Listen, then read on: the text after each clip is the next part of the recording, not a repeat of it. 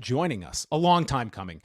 You know this man from his years working in WWE. He was the co-host of The Bump, as well as many of the digital properties. Now on his own, he has launched his own channel, The Wrestling Mat, that I'm sure we will be getting into. Matt Camp is here on Pollock and Thurston. Matt, it is great to have you on board. Thanks for joining us today. Thanks for your patience for waiting for me for a couple weeks. I appreciate you guys. It's nice to talk to people who are level-headed in this wrestling world. There's not a lot of us out there, I feel like. I appreciate the work that you guys put out there because most of the time it's just clickbait stuff and old people yelling about wrestling that they don't even watch anymore. So I couldn't wait to come on with you guys today.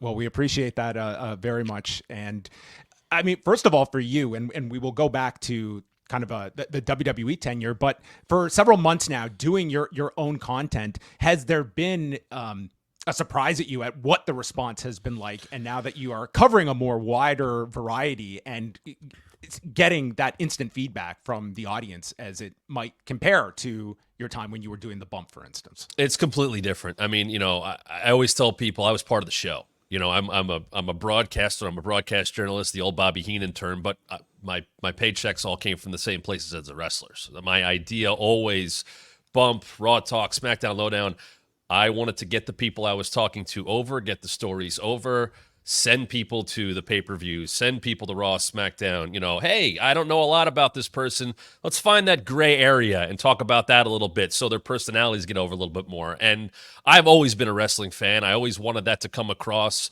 when I was doing stuff. I was not a typical WWE hire. And they let me go with that. I was the wrestling nerd. I was the wrestling historian, and they leaned into that, and they appreciated that. And I certainly learned along the way, okay, this is what we're trying to get over. It might not be my cup of tea, but I used to listen and watch differently. You guys were just talking about Dom and Liv, and admittedly, not something that's really grabbing me, but it's not for me, and I understand that. I'm almost 40 years old. But I remember when Dom first came up, and I was hearing, man, he's doing so well. This is Babyface, Rey Mysterio's son. Man, he's doing great. He clicks well for us. Mandy and Otis, man, that was great for. That's what they're going to lean into. So I get that. But now I cover it, and I cover it coming out of that world for 5 years. I cover it with 30 plus years of being a wrestling fan, and I try to look at it from what does the audience want? What are they getting out of it? And the response to me, guys, this was not the plan. This was not the plan when it happened to me in February, and I didn't know where I would end up. And a couple people reached out to me and were like, hey, you want to try this out? We think you could make something of this and be a wrestling voice in that way. And I jumped on it, and I've learned a lot along the way. I've taken things I've learned from WWE about building this and my work with the social media team and people you guys don't even know about or names you don't know about, and I've tried to implement that. But it's been very fun to take all of the things of my wrestling career and now talk about them and being able to talk a lot more freely. I'm always a constructive criticism person, and I will always give credit where it's due. I praise WWE a lot, even though they let me go a few months ago. I have criticized them a lot, and the comments will be, he's a shill, or he hates the place he used to work for. And the same thing with AEW in any place. I love covering it. I love what you guys do. I love the business of wrestling, and I loved analyzing that stuff. So the feedback has been really cool and fun. It's been humbling at times. Other times it's, I kind of knew I was very under the radar and I wasn't one of the big talents there. I didn't expect to be that, but it's nice to see people kind of follow you on your journey.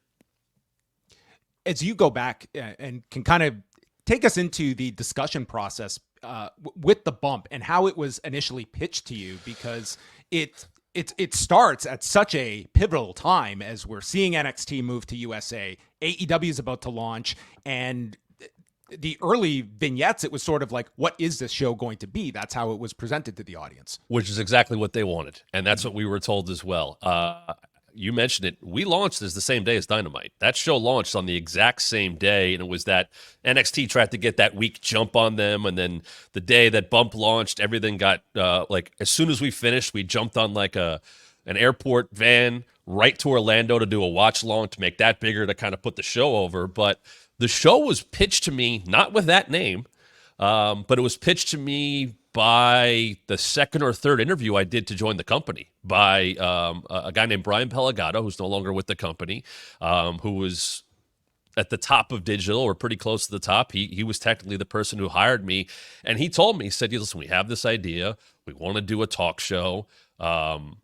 There was no talk of the cast or who would host it or anything like that. And I will tell you that changed a couple times before it even got started. That was supposed to be a Kathy Kelly vehicle.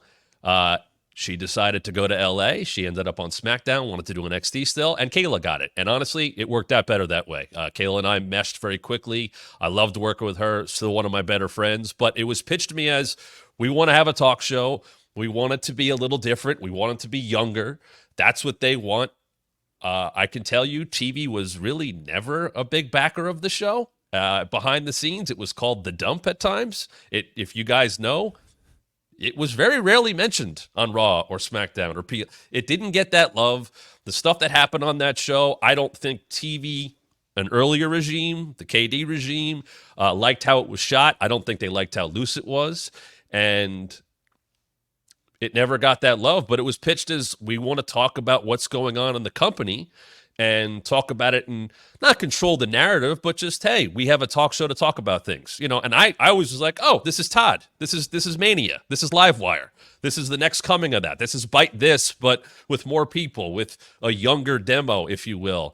And on that initial call, I was told, if it goes well, maybe we do talk about AEW. Maybe we do talk about other things. That obviously never happened, but that was the initial pitch. And I know that this was not supposed to have like 6 people on it like it did when it first started. And that obviously got honed down, but they looked at people along the way and saw the ways they could fit people in. But I was basically told, without it being said, Kayla's the host. You're kind of the second host. You have that experience in broadcasting, because I was coming off of and still working for Bleacher Report and doing stuff out in Vegas and fantasy football stuff. And I had done Busted Open and I had done House of Hardcore and, had a decade worth of broadcasting experience. So I was kind of the second. I was kind of pitched to, you'll be the anchor of this. And the idea behind the show also was, this is a way to make new broadcasting stars. Did that happen? That's up for everybody else to debate, because some people left the show or fired or whatever. But it did, I'll give you a story that Vince once went up to Kayla after a few months and was like, I want Bump Kayla. She has personality. At the time, it was very much, and my guess at this time is this person, stand there looking out to the void. And that's what she did. That was her job. And then she got to be on the show and we'd have fun with it. And Vince, the little times he saw the show, liked that. And I do believe, and Kay will tell you the same thing, it was a big reason why they started doing the stuff with Heyman. And she became not an important part of that, but part of that. And she, they were good foils for each other. So I was happy to work with her, and I was happy to see her get more opportunities. And I certainly got more opportunities from it as well. And Matt, is there anything you can tell us about like the differences in the work environment at WWE while you were there? I want to say, is it J.R. Donlin who is leading, was it the Advanced Media Group? And eventually there was consolidation, and Kevin Dunn took over that. And I don't know if towards the end of your time, were you there for a little bit of Lee Fitting time? And, yes. And any changes there? I went through 3 regimes, maybe technically. You mentioned J.R. Donlin. He was AMG. That's what it was called at the time. J.R. Donlin was the number 1. Brian Pellegato was the number 2. And there was various. Craig Tell is probably a name worked for .com, wrote some books there. Great person. A lot of people were there. The pandemic changed things. People got furloughed. I remember that call to this day where, Vince from his office telling everybody, you're still with us, you're furloughed, you're gone, whatever. And people waiting for that email. And a lot of people went away. And a lot of people, big names there, got furloughed, and they were like, you know what? I'm not doing this. I'm out of here. JR was a big proponent of the bump. I was a big proponent of digital, and I've said this on my show. I've said it, anybody asked. TV and digital at that time, they didn't like each other. I mean, that's just how it was. And TV is Kevin Dunn. TV was Kevin Dunn. Yeah, TV at the time was Kevin Dunn, and I understood both sides of it. There were times where digital probably pushed the envelope. I was told, hey, we're going to do that. Like Pellegato told me, we're going to push the envelope. We're going to try and talk about stuff that we wouldn't normally talk about. I remember having an episode with Aleister Black, and we know what that character was, at the time. And it was, hey, can we talk about Tommy End? can we talk about his time in Europe? And it was, okay, cool. And we did that. And, we picked our spots with that, and it got him over in a different way, I think. It explained him a little bit more. Tommy End and Aleister Black weren't all that different, look and the character and all that, but it allowed us to kind of tell a bigger story. And I liked being able to do... What is that like getting approval for, well, we're going to talk about something that's kind of outside of the WWE world, and like, what is that like to make sure that that's okay? Very good question, because it depended on who we were talking about, where they landed in the storylines at the time, were they prominent, I was surprised we were allowed to do what we did with Aleister Black. This was the full, entrance, Code Orange, whatever it was, and we put some candles on the set, but we got to talk to Tommy. And that was okay. Like, we knew all that ahead of time. I would never push that envelope unless I knew it was okay. Because I would, after probably a couple months, I kind of took it upon myself, and I was asked, hey, the questions we write for the show. I was like, I'll do it. I like doing that stuff. I like being able to kind of research a little bit. And believe me, I lived on Cage Match trying to find anniversaries and matches and stuff to talk about and things like that. And, hey, we can go get this footage.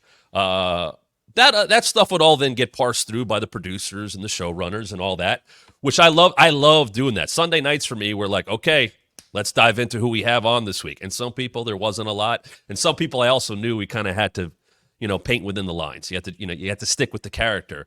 But I remember when like John Morrison came back, and that was a big fight because we had like this unspoken rivalry with WWE backstage because we were on it, the similar times. And sometimes, Satin would get fed news, and then we wouldn't get it, or we would get fed something, and then they wouldn't get it, or we would get a guest. And he broke like Cross and Morrison signing, but we got Cross on the bump. And then we started talking about Lucha Underground and 5-star wrestling, and that was allowed. And it was case by case. So I always did that stuff ahead of time. And if I was told, hey, not a good idea, I go, okay, no problem. And if there was little things I could work in, I know that it connected with a certain level of the audience, but I also knew the talent appreciated that as well, when you could kind of tell more of their story, and they're not going to get those chances on Raw and SmackDown. When it came to kind of like butting heads with the TV side, were there some positives in the sense that you guys could maybe sometimes be on your own island, or was there still that connection that you kind of, it seems like it was always like a balancing act that you have to kind of figure out and have that sense of knowing where the line is, but at the same time, they're not watching you like a hawk maybe. That's the key, and I think we took advantage of that a little bit. I always knew at any time somebody big could be watching. If Vince happened to see the show in the elevator or something like that, and he's watching the linear feed because he was the only one watching the linear feed of the network, you never knew what he saw. And I had heard stories, the Bump pay-per-view show's on in Gorilla. Vince happened to be watching it. Cool, what did he think? And I had heard times like he was a fan of the show, and I was like, all right, cool. Never got mentioned on television. I think, maybe 4 or 5 times. So that was frustrating to me because I was like, we're an entity.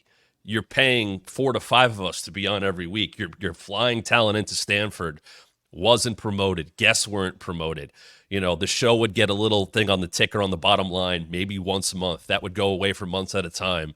So that was frustrating, but at the same time, I could probably get away with saying some more stuff. I was never going to push it that I was going to get in trouble. And I personally never did get in trouble. I think I knew enough from being a fan, from being in the industry a little bit before WWE, and just to understanding of you don't want to piss off the wrong people. And I was always cognizant of that. And we had some people on the show that said some dumb stuff, and I had to go like, hey, we've been on for 3 months. We are a blip in the history of this company. We could all get wiped away because the bump should not be something that TV has to worry about. So there was that kind of give and take of, I knew we could get away with more, but I was always bummed through the entire 5-year run that we did not get more love on television. Never made sense to me. And since you left, you've talked a little about this notion that WWE put forward with staff and employees that this is a family, and you talked about the the big meeting that they had, I believe, with Dwayne Johnson at the headquarters, and then shortly after you were laid off. I mean, do you think that that's this notion of family? Is that something that's internalized with a lot of people? Is that something you believed in at the time? I never believed it. And people of course took the headline of that and were like, "You're dumb for thinking it was a family." I was like, I knew it wasn't a family. I've been in businesses for years. I've had family that have worked for big sports companies, and I've also been laid off for things like that.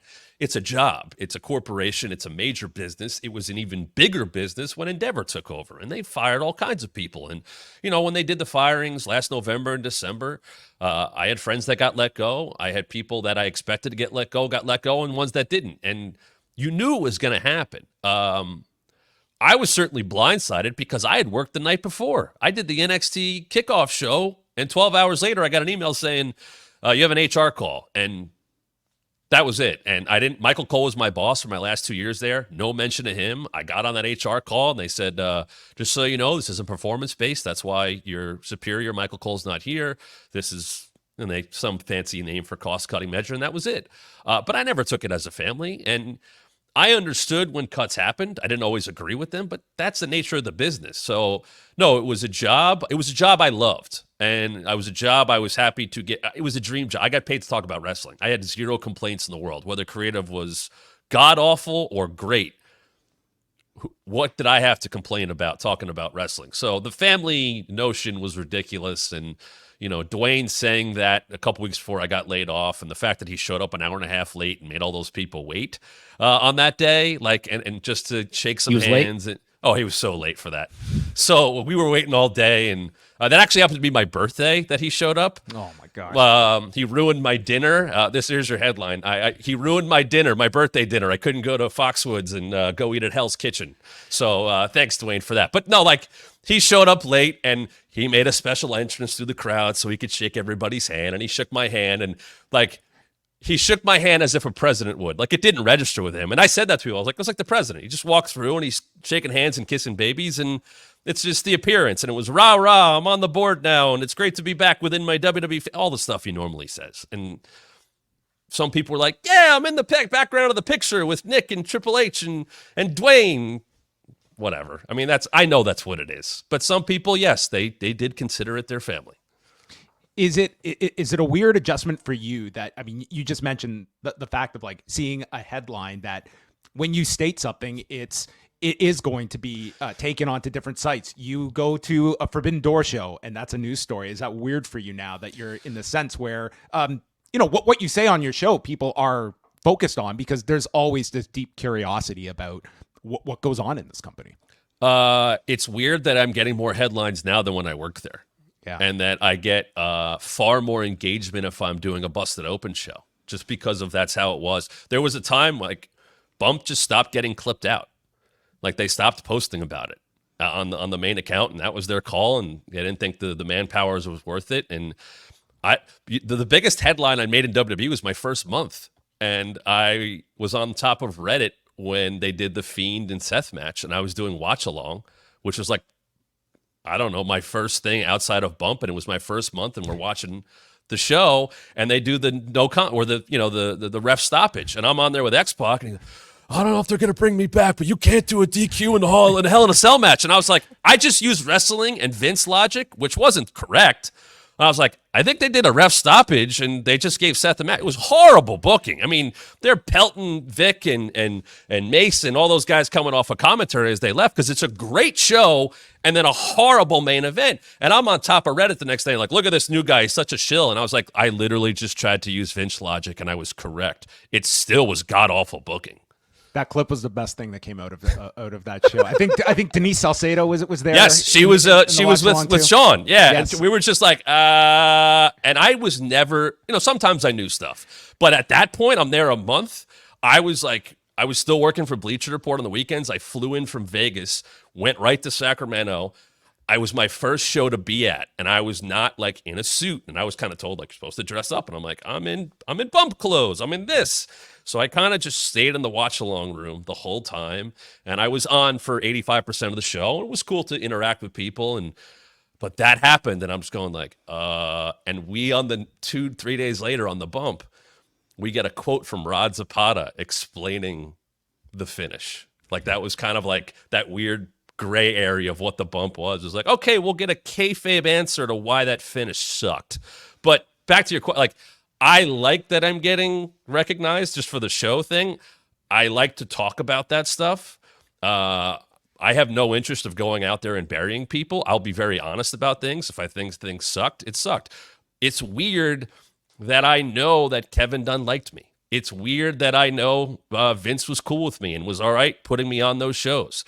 It's weird to have those people that had support when I never talked to either of them one time in 5 years. I didn't. I think I met Kevin Dunn for 8 seconds once when a regime change happened, when JR got let go and they brought in Jamie and Steve Brabant and those people. Like, he gave them a tour.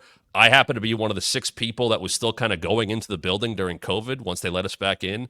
And I was wearing like a Bret Hart sweatshirt and sweatpants. And like, there's Kevin Dunn with the new people. And I'm like, hi, I'm Matt. But that's it. That's when I met Kevin, and I never spoke to Vince once. Tell us a bit about that period, especially when the pandemic is beginning. And I know that you guys nearly got Anthony Fauci on the show, but just in general, like, as people will recall, like, you are turning on, and obviously there are no fans there. We know why this is, but we are not going to put a spotlight on COVID when we are.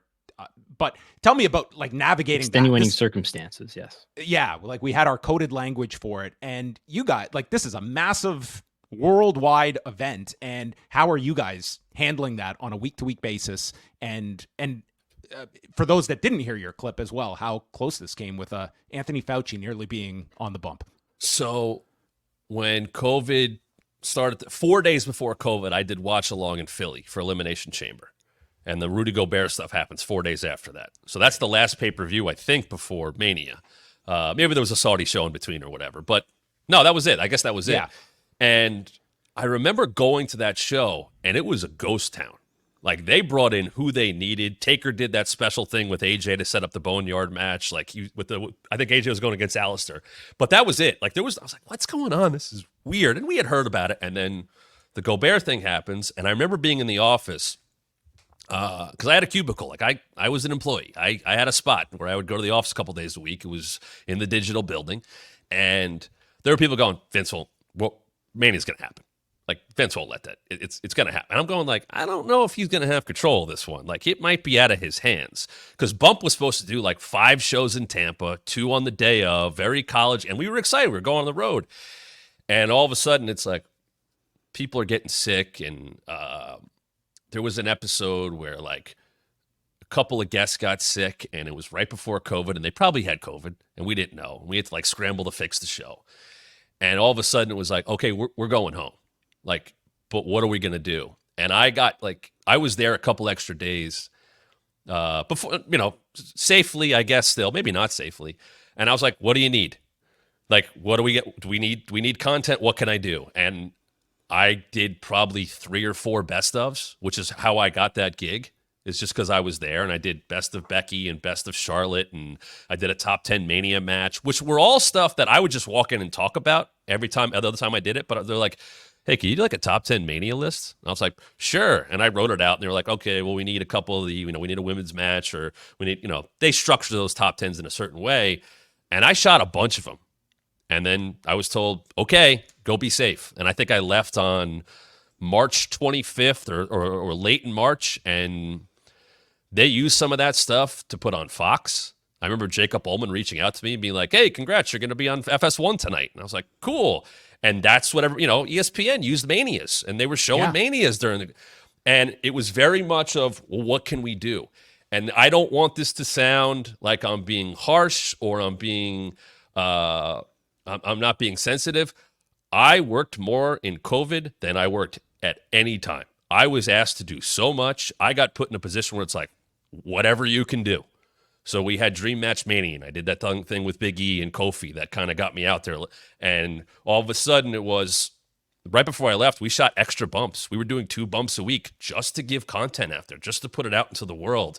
And I got the sense of, like, okay, nothing is planned. Like, we're going to have to figure this out. And I'm shooting NXT Injury Report, from my house and setting up my own camera and my own lighting. And, okay, you got to upload this to here when I got sent home or sent with a bunch of different equipment.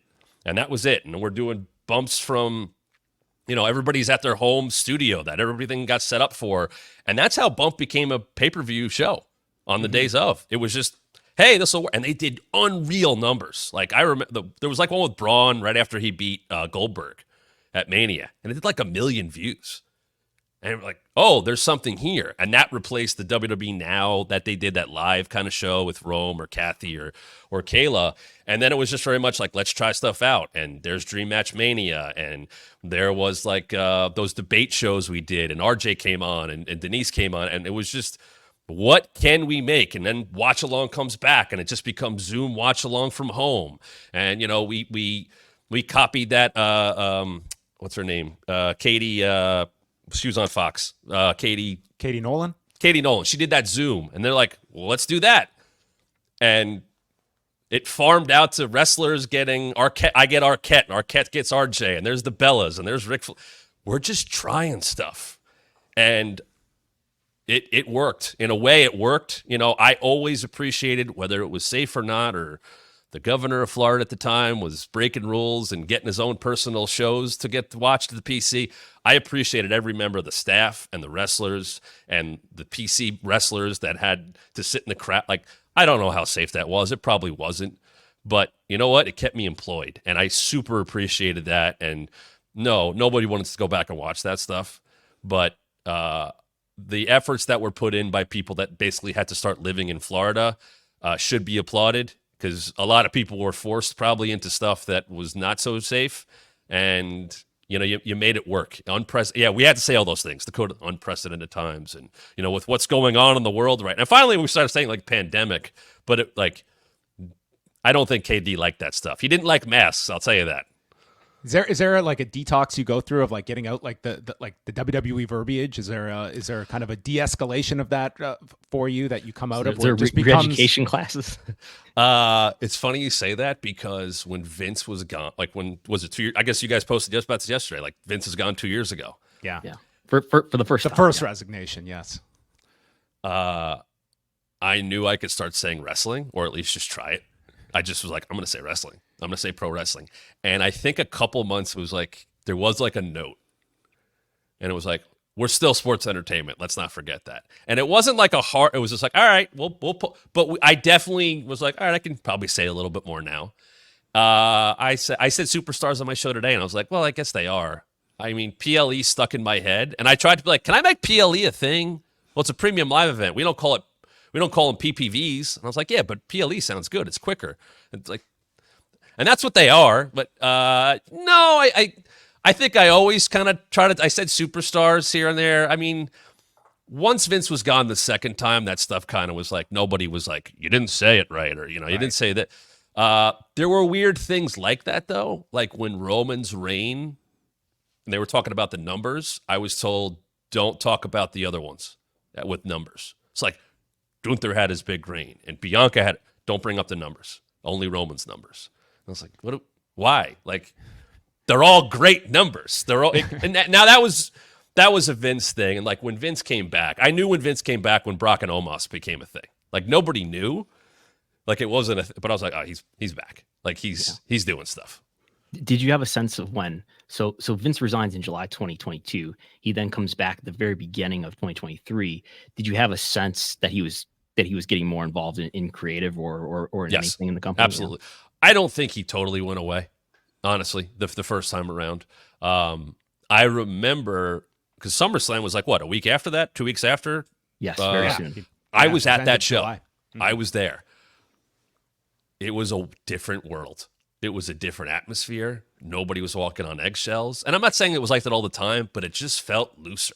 And Stephanie's there, and you could see her face, and, you know, Hunter's running the show. And it just felt like everybody was there to have a good time. It didn't feel like there was that same kind of pressure. And there wasn't, you know, they stuck to the game plan that night. It wasn't getting rewritten or changed or things like that. And I remember being out there, and I didn't know about Damage Control. And I was just out there for the first match and watching, you know, from our area in the crowd. And I went, okay, things are different now, you know, and it stayed that way. And I know people were like, well, that was what the creative was. And I was like, you're not, you know, Dakota came on the bump 3 days later, was like, I got a call a week ago. Like, I just got told. So Hunter had stuff that he wanted to do. I think he fell in line for a bit. I think Vince still had people's ears. I still think Vince had backers when he retired. And that certainly did continue. And everything that came of that. And but when he was gone, you knew it. But the Brock Omos match is the most, like, that's Vince. And I don't think it was even a bad idea, but it was the most, like, that's clearly Vince. Like, that's not something that Paul was going to put on the card. And for better or for worse, it was on there, but you could see it. And I also saw, in a weird way, because when I did Raw Talk and SmackDown Lowdown, I would get the full scripts of the show. I had every bit of Raw Talk, Raw and SmackDown, because we were trying to prepare for what we're going to talk about and things like that. And I could see, like, here's what Cole's going to say. And all of a sudden, there was a uptick in nicknames.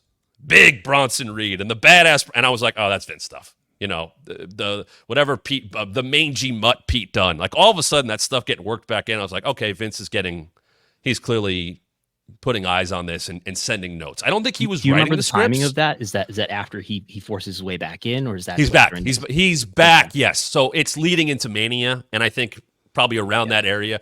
But I remember and I had heard, like, he's not writing the shows, but he's getting a pass through. Like, it's passing through him once they're done.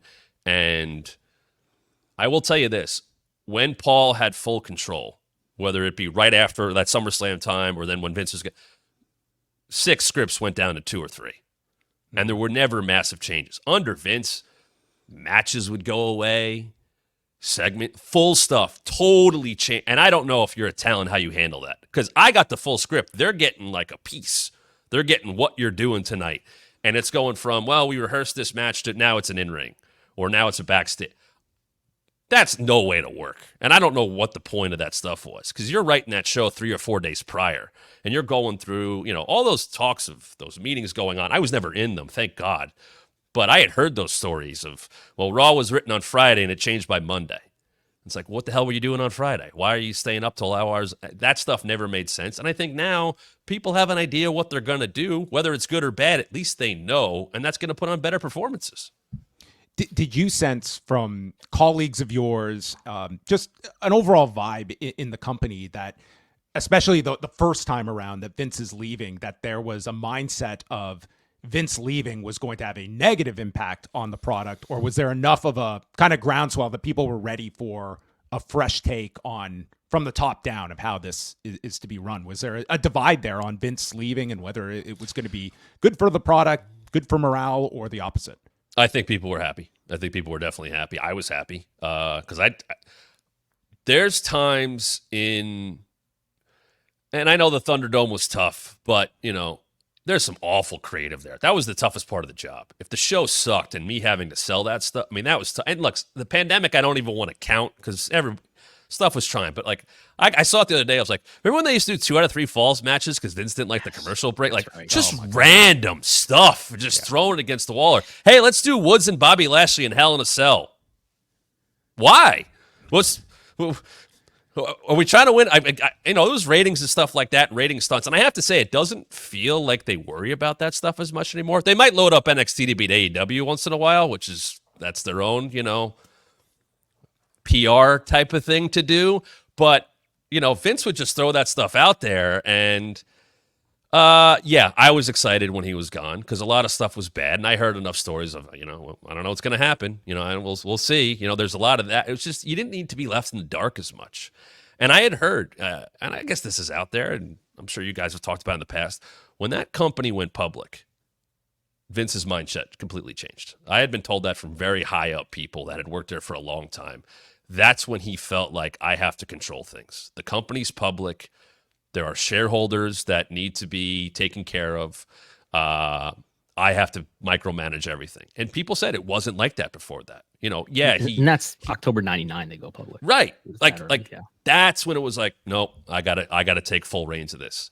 So I do think there's something to the fact that timeline, especially, like when Austin, they don't mention the fact that he's retiring, right? He just has the match with Rock and they don't call it retirement. And I think he talked about that it's, they didn't want to mess with the stock price. And that leads into the invasion and all that stuff. And it kind of makes sense where it's like, oh, that all sucked because Vince didn't want to hear from anybody else. WCW's below us. And he's going to take it. Gone were the days of Pat and Bruce sitting at the pool with Vince. Like, of all the people, and there's a lot of smart people on that writing staff, it still came down to Vince. You were writing for Vince. That's not the case anymore. And I think now stuff doesn't get overlooked. I think I saw it my last year or so there. If something's on the show, it's on the show for a reason. You didn't have people just sitting around and catering. You didn't have a lot of random matches. It feels like everything is at least going somewhere. Whether it's going to work or not, they stuck to it. If Natty and Tegan Knox are going to be a tag team, I don't know if it's going to get over, but we're going to stick with it for a month at least. That wasn't Vince, and that stuff drove people nuts. And I think that you even go further down the line about this company going public, and I think this kind of gets lost along the way, is that if this is not a public company, the Wall Street Journal is not looking into this story. Like, this was at its core, it's a case about sexual misconduct and NDAs, but it was the misappropriation of funds that allowed a Wall Street Journal to fall under their beat. And if this is not a public company, there's a very good chance Vince McMahon is in his position and he's fighting this suit from within and doesn't have shareholders to answer to.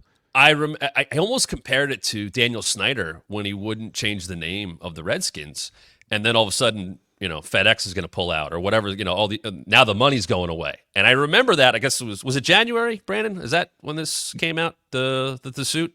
The suit, yeah, January 25th. Yep. Okay, so that was a SmackDown night.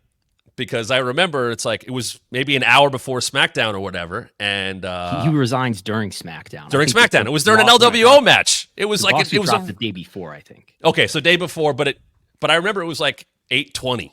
We got the note, and I remember sitting there Friday night. I would get to the studio around 7:00. SmackDown goes at 8. We're gonna watch a show together, and what we're gonna do. And I'm sitting in the kitchen. We're all just talking about it, and I said, and people were mad. Like, that's gross. I can't believe I work for that guy. And I think people, not that they knew, but I don't think anybody was like, Vince is a great guy and what a stand-up human being. Like, you knew who you were working for. But for it to come out in such detail, and then it's like, okay, so this guy's still here? Like, what? And I said, if there's any threat of sponsors, he's gone. No one will let that happen. And what was it, Snickers or whatever? Slim Jim. There you go. They were like, nah. And I was like, that's it. And it was like, when are they going to drop this? And I think like Carlito or LWO were in the ring, and like we got the email. And I think it came out as a press release at the same time. It was like, he's done. And it came from Nick. And I was like, okay, that's it. Like, I knew that was it. And here we are, today. And it never felt like when Endeavor took over and there was a town hall meeting and Mark Shapiro was there. And Mark Shapiro, right before, I could say this now, I don't give a crap, because I was, he said he's about to walk out. And in the new building, I guess you guys have maybe seen there's like a Titantron in the main area of the new building. It looks like the old Raw set. There's a big Tron, and there's an entrance. Like, there's a gorilla behind there. Legit. There's an actual gorilla there for whatever, because they were filming stuff because Vince wanted a gorilla there. So there's this big, here's the Endeavor announcement, and Shapiro's there, and Ari Emanuel's there, and Vince and Nick's there up front, and Hunter's there, and maybe Brad Blum was there up front. And Shapiro comes out, and he's like, I've just been told about the wrestling trades, and I guess some of the things leak in there, and stuff had always gotten out from these meetings. And he's like, I'm willing to be open. It was a town hall. It was, he's like, we've done these at ESPN before. So, I'm willing to be open there, but if anything gets out, I won't be doing that anymore. And for whatever reason, nothing got out from that meeting other than Vince's appearance, which was Shapiro's out first. Nick does this big intro for Vince. Vince comes out, and he's asking for applause. Like, he's like, come on, I'm Vince Mc. Like, I was like, you're not on TV right now, dude. Like, we all work for, and he's asking for it. And he asks for more, and he gets on the mic, and I was like, am I watching Raw from 20 years ago in front of my face, right? Like, it was so weird. And it's this rambling speech, and, he came out with a cane, which I was kind of surprised, like, that he wanted to be, that was, when you saw him get in the ring in those Thunderdome things, you never saw him get in the ring. And that was said. Do not shoot Vince getting into the ring because you don't want to show Vince weak. That kind of, I was like, all right, whatever. He's the boss. But he then introduces his boss, Ari Emanuel. And Ari is kind of like taken aback. And I think both him and Shapiro were like, I didn't know this thing was getting shot. And that was Vince's call, like 3-camera shoot. It was like, no, it's a town hall. They didn't have cameras. Like people sat at tables at ESPN and maybe they filmed it for legal purposes on one camera, like in the background. But like Vince had a full production team and this is how it has to be done. And Ari was very, to the point, golf shirt and slacks. Everybody else was in suits. And it's like, I'm glad to be here, just kind of learning things. And he told the story of how him and his partners met Vince 20-something years ago and wanted to represent him and the company. And here they were. And I'm just going like, this guy's going to take Vince out. Like, it's going to happen. And it did. Like, it always felt like a matter of time. And then he gave them reasons, and it made it much easier. The last topic here I want to bring up, you've been very generous with your time, and this has been great. Obviously, near and dear to myself and Brandon are these press conferences after the premium live events. Figured we would get there. Yes. My question to you is, as somebody that understands like what WWE wanted out of projects like the Bump and that balance, what do these press conferences serve from the company side of things? And do you think they are happy with what this post show that they now branded is, how effective it is for them? I think the last one they did has been the best. That stuff with Drew and all that was a home run. That guy needs to get prepped better sometimes. I'll tell you that right now. We're just talking about the Vince stuff, right? So he has to go do the Rumble press conference. What is it, 2 months before this one right here? Probably, I think. Yeah, before the Hollywood. The Bump started doing post-show reactions to pay-per-views. We would tape them, midnight, 1 o'clock in the morning after they were over. So we would watch these just in case anything we had to talk about was there. So I'm watching on my phone, and he gets asked about the lawsuit, and he says what he says about I didn't read it, and it was a great week for the company. And I just went, oh, my God. Like, how could you possibly – how is PR not talking to him beforehand? I don't think he likes doing this stuff. I think he likes to go, hey, we did this and that. I think he loves wrestling. I think Paul has been in a wrestling bubble since he was in WCW, since Killer Kowalski trained him. I think he likes to book wrestling. I think he likes to talk about wrestling. I don't think he likes being the face. I think they've made him that. I think they want him to be Dana White, and he's accepted that. And why wouldn't you? Vince is gone. It's Paul's spot. But I remember him talking, and I went, oh, why are you trotting him out there? If he's not going to be prepared for stuff that is coming, what's the point? And I remember when they started these, and I told the story of, we're doing a press conference at Survivor Series. Maybe they had done like one prior, and I was at that Survivor Series because we did the one and only Bump on the road from there. And I said, hey, can I just go there as like a representative of the Bump? Like, can I be state media and raise my hand? Because I knew who was going in those places. There are respectable people like you guys, and then there's content creators who are like, are you going to go in the Hall of Fame someday? And I'm like, great, what a useless question that was. So they're like, yeah, that'd be great. And I knew I was playing along. That's how I took it. And they sent me to Legental. And I was like, hi, what do you need? I'm the journalist from the company. What do you need? There's writers that cover their own teams. Every team in any pro sport has a writing staff or has people that cover it. That's what I was. I was like, okay, I'm going to go ask some kayfabe questions, some not. And they knew, well, he's reliable. He's not going to say anything we're worried about. He's going to play. And that's what I did because I worked there. Were they giving you questions? Questions to ask you? I had enough trust that I was like, am I good to? Yeah, I'm good. Like, I'm going to ask a good question. I did have kind of that leeway. I earned that thing, which I always appreciated that they trusted me to. He's not going to say anything dumb. So I remember I talked to Heyman and Sammy, and, there's a great picture of me and Heyman's looking down on me. And I was like, that's exactly what they want. And then I went to the Rumble one. And, this is the one where people are, have reached out and are not happy about me calling them out, and I don't need to give them press on your show because they don't deserve it, but I would hear just like promoting their website. Like, you guys go to a press conference or any sports conference, hi, I'm so-and-so from this paper or this publication. That's it. And you ask a question, not promoting your stuff or making jokes. Or if the talent does that, okay, fine. Like clapping? What are we clapping for? Like you don't clap in a press box. If you want to play along with the show, okay, your credibility goes right out the window to me. And they want that. They don't want those press conferences to be controversial at all. They want you to talk up the show and give them softballs. Nobody gets told that. I will tell you that. Nobody who walks in there gets told that. You guys know that. It's just, if you get the mic, listen, you get the mic.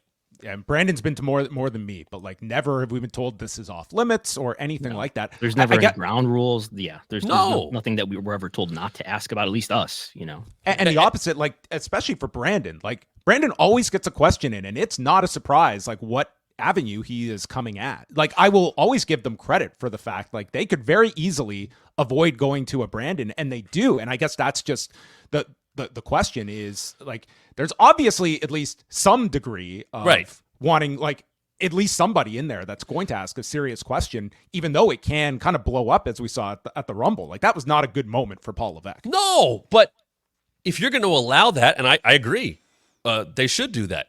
Prep him. Don't put him in that. Don't put a talent in that spot. You know, people Cena got that thing, and I don't think I told you, it was a good question. He just dances around Vince. Like, you couldn't, John Cena didn't have a prepared answer to talk about Vince. Something canned. I can't. Triple H at least said, hey, it's legal. I can't talk about it. You know what? At least it's something. At least it's acknowledging this could be troublesome. It's the same thing as a no comment, but at least there's that much substance to it. Look, you guys know who go in those rooms. They're content creators. They're trying to make stuff. You know, they're happy to say, here's my interview at the press conference with Damian Priest. They're like Priest walking in and going, all rise. Like, no, they're press. And then people did. It's like, they're not part of the show. You're not getting paid to do that. That's not how that works.